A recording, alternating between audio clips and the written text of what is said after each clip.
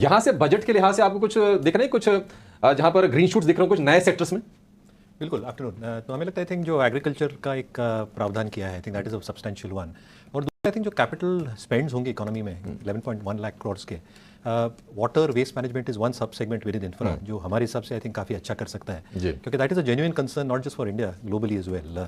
दूसरा आप देखें जो लॉजिस्टिक्स और कोल्ड चेन इंफ्रास्ट्रक्चर है, अगर आप एग्रीकल्चर को प्रावधान दे रहे हैं विद 1.5 लाख का बजट, तो कहीं ना कहीं आई थिंक जो इंफ्रास्ट्रक्चर रिक्वायरमेंट्स है एग्रीकल्चर को लेके, प्रोड्यूस हो और अदरवाइज, आई थिंक वहाँ पे आई थिंक काफ़ी अपॉर्चुनिटीज़ उभर के आ सकती है। सो लॉजिस्टिक्स और quasi logistics as a space can do well. और तीसरा I think oil and gas, I think let's not forget कि जो ऑयल मिनिस्टर आपके स्टेटमेंट्स आए थे बिफोर बजट काफ़ी एनकरेजिंग है in terms of the spends that will happen.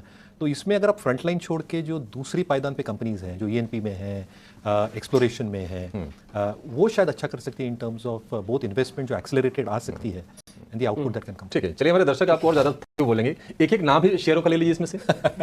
बिल्कुल, तो सेलान एक्सप्लोरेशन एक एग्जांपल हुआ आउटसाइड दी टॉप कंपनीज, क्योंकि इनके जो 3 ब्लॉक्स हैं ऑयल ब्लॉक्स, वहाँ से एक सब्सटेंशियल ड्रिलिंग हो चुकी है and the output that will come through specifically from these 3 blocks are going to be substantial. दूसरा आप देखें जो एक्सपेक्टेशन है in terms of pricing is expected to remain largely stable, और इसलिए जो ऑपरेटिंग लेवरेज हो सकता है रेवेन्यूज़ को लेके, मार्जिन्स को लेके, ये काफ़ी बेहतर हो सकता है। जहाँ तक कोल्ड चेन लॉजिस्टिक्स का सवाल रहा है, एक बहुत क्लियर डिस्क्लेमर देता हूँ, ये स्टॉक मेरे पर्सनल होल्डिंग में और क्लाइंट्स को बताया गया है। Snowman Logistics is something that can be genuinely looked at and their parent is well, Gateway Distriparks. एक जेन्युइन नीड है, और मैं इकोनॉमिस्ट में एक आर्टिकल पढ़ रहा था just a week back and they said India can emerge as a food super power as well, अगर हमने इंफ्रास्ट्रक्चर ब्लॉकेज जो है उसको बराबर एड्रेस किया। स्नोमैन एसेट लाइट मॉडल है, पैलेटाइजेशन बढ़ा रहा है, प्रमोटर टेक बढ़ा रहे हैं, और गेटवे के लिए आई थिंक जो dedicated western freight corridor functional हो जाएगी अगले 2 तिमाहियों में, आई थिंक दैट कैन बी काफी। इस रिकवरी पे के बाद अगर किसी सेक्टर स्पेसिफिक कोई चीज़ें हैं तो उसके चलते वो पर्टिकुलर सेक्टर तक सीमित रहेगा या स्टॉक तक सीमित रहेगा। तो हमें लगता है ब्रॉडर मार्केट में जो एक डिप लेनी थी वो ऑलरेडी ले ली, नीचे के लेवल पे वापस बाइंग बनी है, तो हमें लगता है यहाँ से कंफर्ट रहेगा मार्केट में, और मार्केट यहाँ से वापस अपने एक नॉर्मल बिहेवियर को लौटते हुए दिखेगा। हमें लगता है कि अगले 1-2 दिन में वापस से मार्केट में स्टेबिलिटी आते हुए दिखेगी एंड देन मार्केट अपनी चाल ऊपर की तरफ वापस कंटिन्यू करेगा। इंपॉर्टेंट लेवल जो ध्यान रखना है वो 24,200 का लेवल, जो आज के ऑलमोस्ट लो बने, वो लेवल को ध्यान रखें। अगले 1-2 दिन में अगर वो लेवल नहीं टूटता है तो ये मार्केट में अब एक नियर टर्म के हिसाब से वो बॉटम बन चुका है, एंड देन मार्केट में जैसे 24,650 क्रॉस होगा तो ये मार्केट वापस नए ऑल टाइम हाई की तरफ भी बढ़ते हुए दिख सकता है। यहाँ पे हमें लगता है सेक्टर जहाँ पे कंटिन्यूटी बनी हुई उसमें एफएमसीजी एक सेक्टर यहाँ पे पसंद आ रहा है, और दूसरा हमें मिड कैप आईटी स्टॉक्स अभी भी पसंद आ रहे हैं। जिस तरीके से पूरे वॉलेटाइल मार्केट में भी IT, mid cap IT as well as FMCG ने एक आउट परफॉर्मेंस दिखाया है, हमें लगता है यहाँ एक कंटिन्यूटी रहेगी। तो एफएमसीजी में हमें लगता है टाटा कंज्यूमर के साथ जाना चाहिए, काफ़ी स्ट्रॉन्ग बाइंग एक्शन देखने को मिला है। बीटीएसटी पॉइंट ऑफ व्यू से भी लिया जा सकता है, और अगर किसी को पोजिशनल ट्रेड लेना है तो यहाँ पे 1300-1320 तक के अपसाइड के टारगेट के लिए टाटा कंज्यूमर में बाय किया जा सकता है। यहाँ पे स्टॉप लॉस जो रखना होगा करीब होगा 1220 के आसपास। दूसरा स्टॉक हमें लगता है आईटी स्पेस में एलटीटीएस, ये स्टॉक को यहाँ पे बाय किया जा सकता है। वीकली अगर चार्ट पे देखें तो लास्ट 2 वीक की गिरावट को इसने रिकवर किया है, और ये वीक में जिस तरीके से कैंडल बनते हुए दिख रहा है, हमें लगता है यहाँ पे नेक्स्ट टारगेट 5250 की तरफ आते हुए दिख सकते हैं। तो एलटीटीएस पे भी बाय करने की सलाह है। यहाँ पे स्टॉप लॉस हम सजेस्ट करेंगे करीब 5070 के आसपास। और तीसरा स्टॉक जो पसंद आ रहा है वो है एस्कॉर्ट का। हमें लगता है कि जिस तरीके से रूरल पे फोकस है तो एस्कॉर्ट एक बेनिफिशियरी रहेगा, और इसमें जिस तरीके से एक फॉलिंग चैनल का ब्रेकआउट डेली चार्ट पे बना है तो एस्कॉर्ट पे भी बीटीएसटी किया जा सकता है, या positional trade point of view से भी 4200 4250 के अपसाइड के लिए एस्कॉर्ट्स पे बाय किया जा सकता है। स्टॉप लॉस रखेंगे हम करीब 4080 के आसपास। तो ये 3 स्टॉक्स जो हैं राजेश जी की तरफ से आते हुए, स्कॉट्स में शानदार रिकवरी आई है। एक डिप जरूर मारा था इसने, पर जी हाँ, जिस तरीके से पूरी कंजम्पशन थीम प्ले कर रही है, स्कॉट्स भी रूरल मार्केट्स में इसका बेनिफिशियरी रह सकता है और अच्छी रिकवरी वहाँ पे। पर सुदीप, अब आपसे समझना चाहेंगे आप कैसे देख रहे हैं इस रिकवरी को, और आपने कौन से स्टॉक्स ट्रैक किए, और साथ ही कोई आपके बीटीएसटी आइडियाज़ भी वो भी शेयर कीजिए। जी सृष्टि, मुझे लग रहा है जो हिसाब से मार्केट में जो मोमेंटम जो बाइंग लोअर लेवल से आया है, और वहाँ पे काफ़ी सेक्टर्स है, जैसे एफएमसीजी है, आईटी है, और साथ ही साथ फार्मा में भी एक अच्छा रुझान आया है लोअर लेवल से। तो मुझे लग रहा है यहाँ पे फार्मा में डॉक्टर रेड्डी पे एक ध्यान दिया जा सकता है कि अगर हम वीकली चार्ट पर देखें तो जो हिसाब से पिछले 4-5 वीक से higher top higher bottom formation हो रहा है, तो वहाँ पे डॉक्टर रेड्डीज़ में एक बाई किया जा सकता है 6750 के स्टॉप लॉस से 7100 के टारगेट के लिए।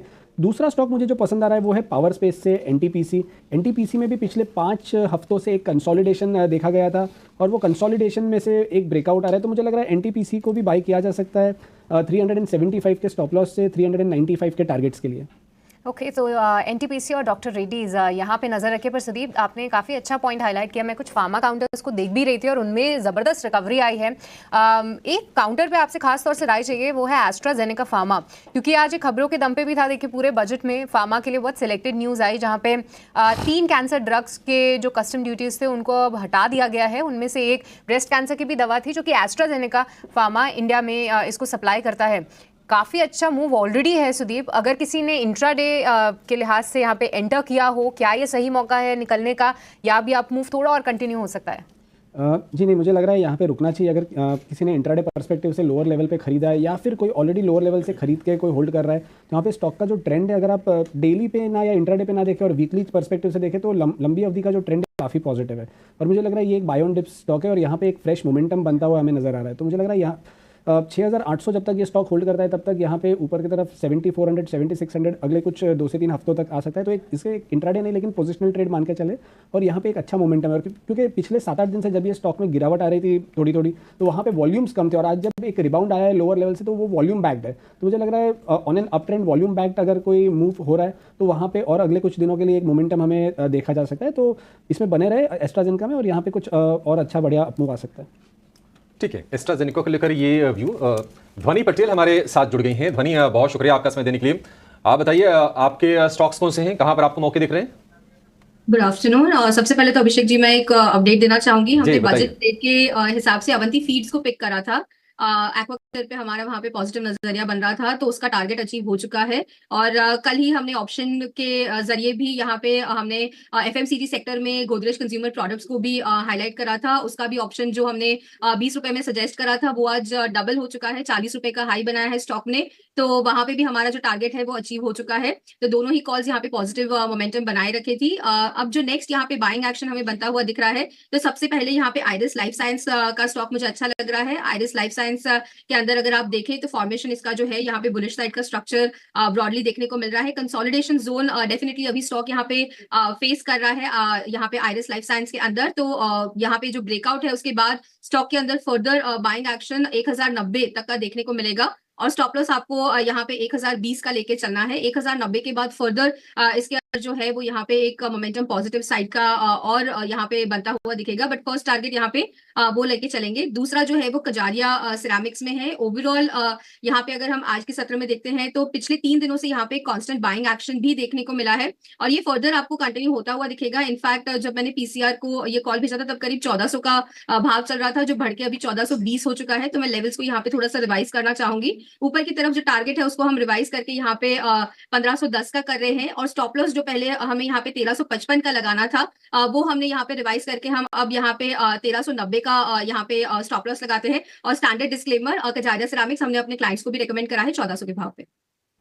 ठीक है, कजारिया सिरेमिक्स यानी कि जो होम इंप्रूवमेंट वाला जो सेगमेंट है, कहीं ना कहीं रियल एस्टेट की एंसिलरी प्ले है, वहां पर हम देख रहे हैं कि बाइंग हो रही है, और वो आपको नोटिस कराया है ध्वनि ने।